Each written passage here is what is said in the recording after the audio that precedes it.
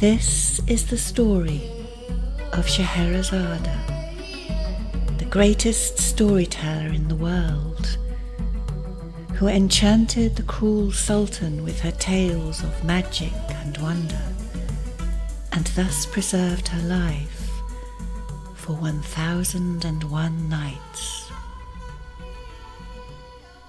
Once upon a time, long ago and far away, in a place where life was often hard, especially for women and girls, there reigned a powerful sultan whose heart had been broken in love.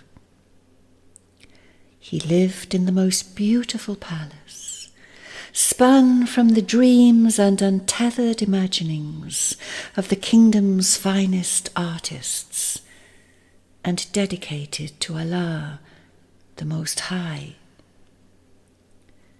But the Sultan's broken-heartedness had caused him to become cold and cruel.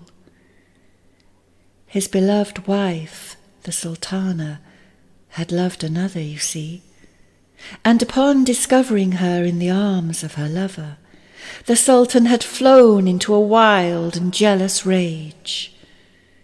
He ordered her execution immediately, and thereafter swore that all women were untrustworthy and cunning and sly and could never, ever be trusted.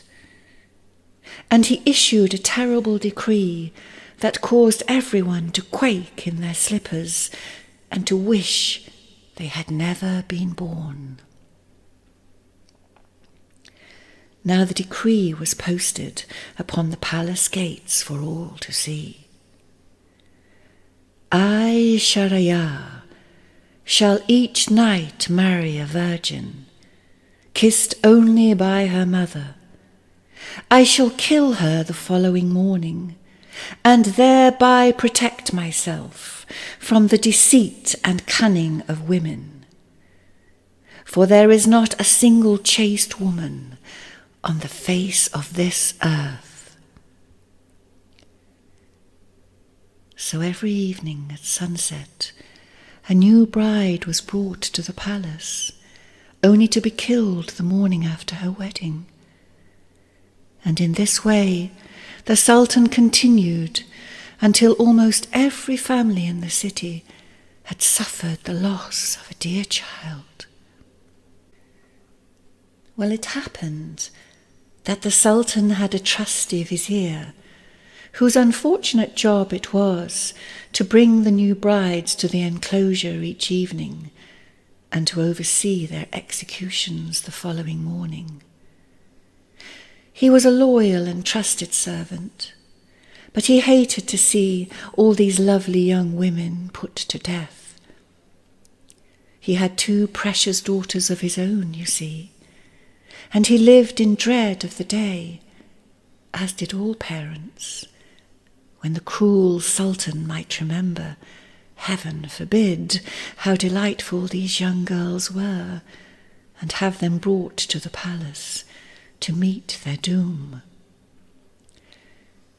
Now the oldest and most courageous of these daughters, Scheherazade, had been watching this harrowing situation from afar, and noticed how the birds had ceased to sing in the vicinity of the city, and that the light had gone out of everyone's eyes. Now Scheherazade, we do not know why, was wise beyond her years. Ancient soul, her father had proclaimed when he had first held her in his arms, for it seemed to him as if she could look directly into his soul, and he loved and adored her from that moment on. Well, I imagine you can already tell what was going to happen next, and yes, it's true, the lovely Scheherazade became the next new bride to be taken to the palace. But not at all as you might expect, or how her dear father had imagined.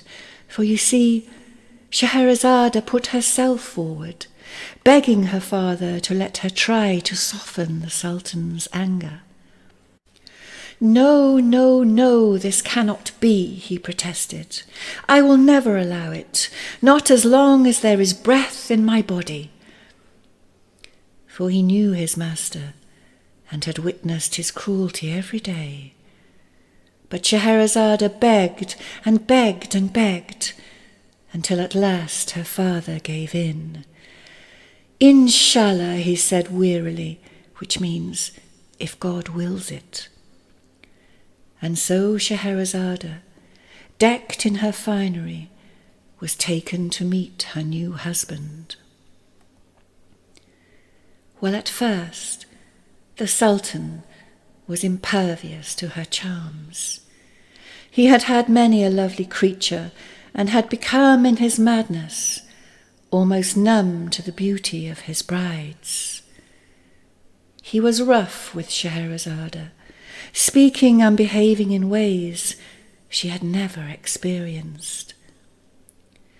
She endured what had to be endured, and afterwards the Sultan clapped his hands, and servants hurried into the room with sumptuous food and refreshment served upon delicate silver trays. "Now eat," he commanded, "for this is certainly your last meal." Scheherazade quietly picked at the food, whilst the Sultan ate his fill and quickly fell asleep. And almost immediately, for there was not much time, Scheherazade began to enchant him. But how might this be achieved in such a short space of time? Surely Scheherazade had taken on the impossible and would surely lose her life, just like all the rest. Well, soon the Sultan began to dream and to cry out in his distress, for his soul was mightily wounded. And Scheherazade began to sing, softly and gently, wordless melodies at first, like lullabies, as if she were singing to a newborn babe in arms. And she took his hand and caressed it reassuringly, and soon the Sultan drifted back into a less troubled sleep, and did not stir again until after midnight, when upon opening his eyes he saw Scheherazade sitting by the open window, staring out at the moon and the star-strewn sky, still singing her beautiful refrain. And for a moment he was distracted from his pain and his desire to punish her for his wife's unfaithfulness, and was drawn instead into her beautiful song, as if enchanted by a deep magic, and he soon drifted back into a deep and restful sleep. And so the night passed, and Scheherazade's song seeped into his soul, so that when he next awoke, he was even less inclined to punish her, and more inclined to enjoy her company. Scheherazade then offered to tell him a story, and the Sultan, out of curiosity, agreed. And so the tales began. Long, winding, fantastical tales of perilous journeys in far-off lands, of seemingly impossible quests and impossible tasks for the heroes and heroines to complete before their happy endings could be secured.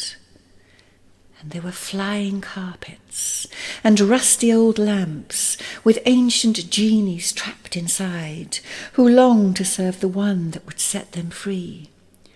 and there were magic wishes that had to be chosen wisely, and dragons and demons, and despite himself, the Sultan was once more lulled into Scheherazade's enthrall. Yet she was ever mindful of the new dawn soon approaching, and the grim fate that awaited her.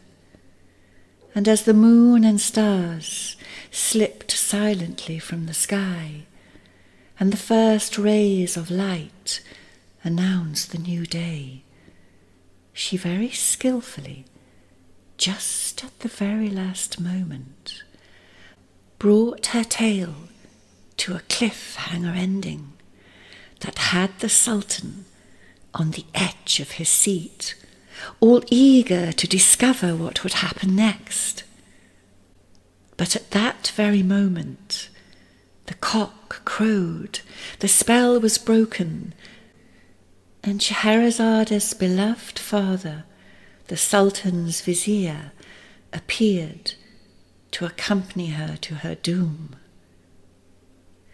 But instead of all occurring as before, the Sultan dismissed the vizier with a wave of his hand, and he bade Scheherazade remain at court to complete her tale the following night. And maidservants were called to care for her, and she bathed and took refreshment and slept on silken cushions until sunset came, and she was escorted to the Sultan's quarters, where once more she sang to him, and after supper regaled him with the wondrous ending of the previous night's tale, and new ones too, each unfolding perfectly from one another like jewels on a string, all the way through to the dawn, where once again Scheherazade was careful to keep the Sultan on the edge of his seat, eagerly anticipating more. Again the vizier appeared at dawn, as was his custom, and again he was waved away.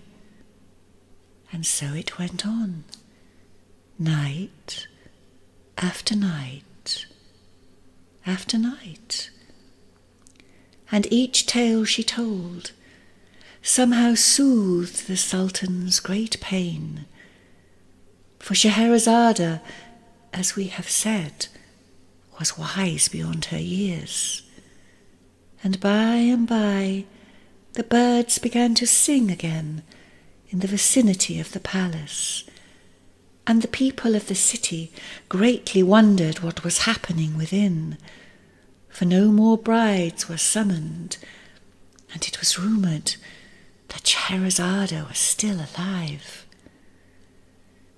And the moon circled the earth, and the stars processed through the heavens, night after night after night, until at last 1,000 nights passed by, and the Sultan's wound was completely healed, and in the process he had fallen deeply in love with the young Scheherazade.